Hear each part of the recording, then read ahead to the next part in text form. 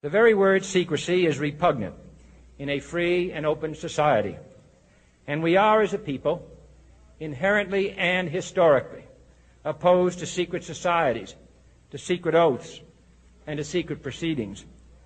We decided long ago that the dangers of excessive and unwarranted concealment of pertinent facts far outweighed the dangers which are cited to justify it. Even today, there is little value in opposing the threat of a closed society by imitating its arbitrary restrictions. Even today, there is little value in ensuring the survival of our nation if our traditions do not survive with it. And there is very grave danger that an announced need for increased security will be seized upon by those anxious to expand its meaning to the very limits of official censorship and concealment. That I do not intend to permit to the extent that it's in my control. And no official of my administration, whether his rank is high or low, civilian or military, should interpret my words here tonight as an excuse to censor the news, to stifle dissent, to cover up our mistakes, or to withhold from the press and the public the facts they deserve to know.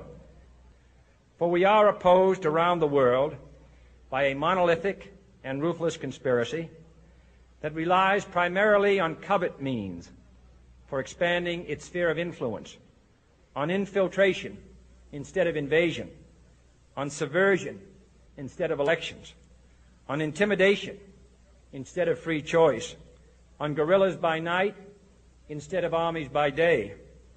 It is a system which has conscripted vast human and material resources into the building of a tightly knit, highly efficient machine that combines military, diplomatic, intelligence, economic, scientific, and political operations.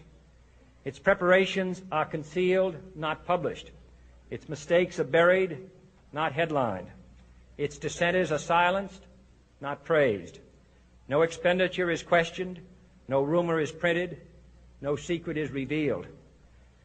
No president should fear public scrutiny of his program, for from that scrutiny comes understanding, and from that understanding comes support or opposition, and both are necessary.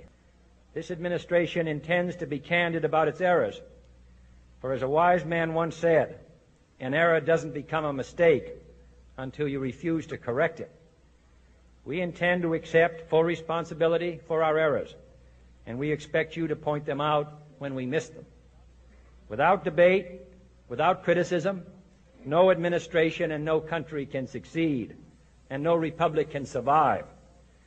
And that is why our press was protected by the First Amendment, the only business in America specifically protected by the Constitution, not primarily to amuse and entertain, not to emphasize the trivial and the sentimental, not to simply give the public what it wants.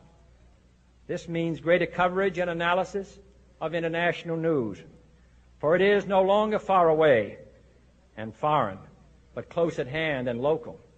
And it means that government at all levels must meet its obligation to provide you with the fullest possible information outside the narrowest limits of national security.